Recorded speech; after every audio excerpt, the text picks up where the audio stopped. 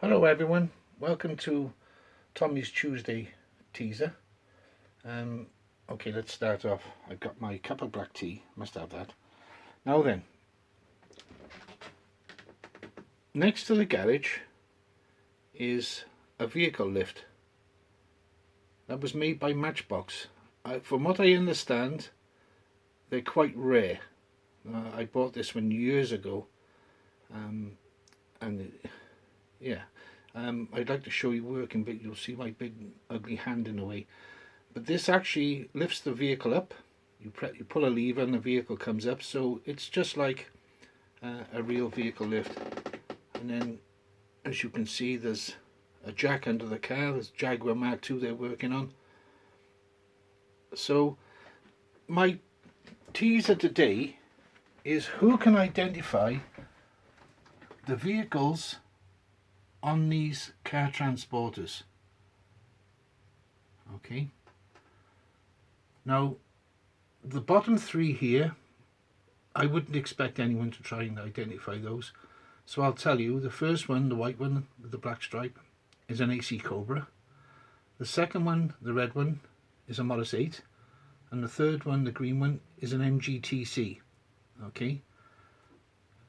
Now then, the blue vehicle in the UK was known as an estate car. Okay, and you can see it had like wooden trim on the side. In America they were called woodies and station wagons, and what I believe is they were made for taking people and collecting people from stations with their luggage, hence the name station wagon.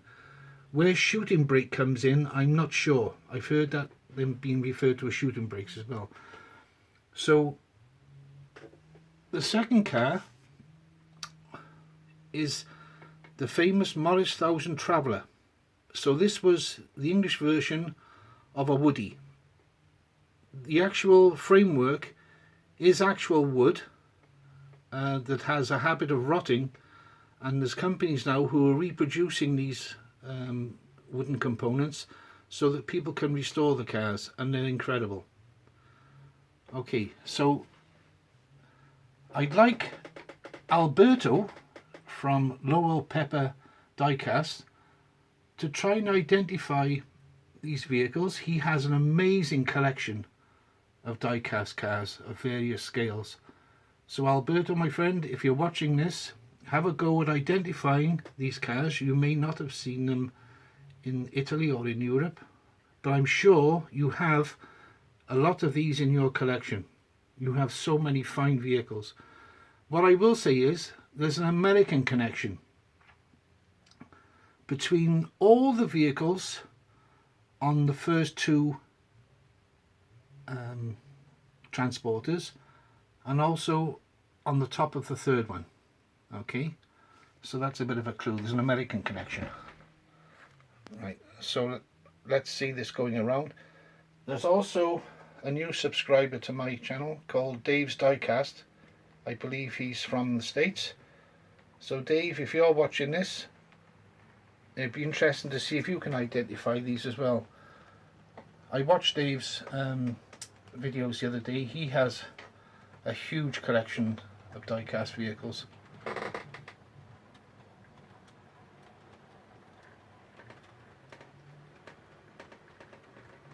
Right, this is where a replica of the company, the engineering company I served my apprenticeship with as a heavy goods plant and vehicle fitter, mechanic.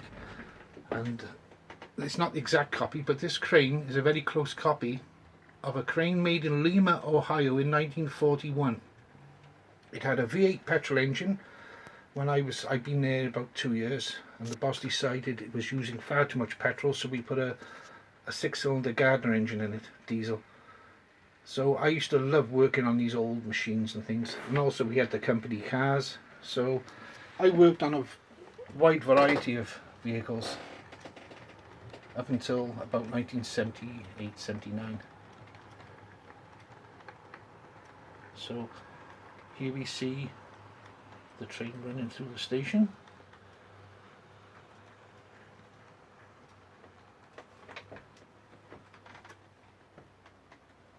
And obviously as most young mechanics do, and car enthusiasts.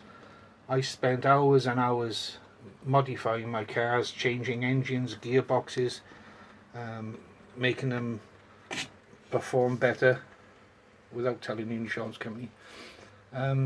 So it's apparently it's very hard to do things like that nowadays. People are doing amazing work with vehicles, but I used to like the old cars pre-computers, where you could interchange parts very easily and make and modify whatever you wanted basically. But like I say, it's a lot different nowadays. Right, so let's try and give you a good view of the front of the vehicles.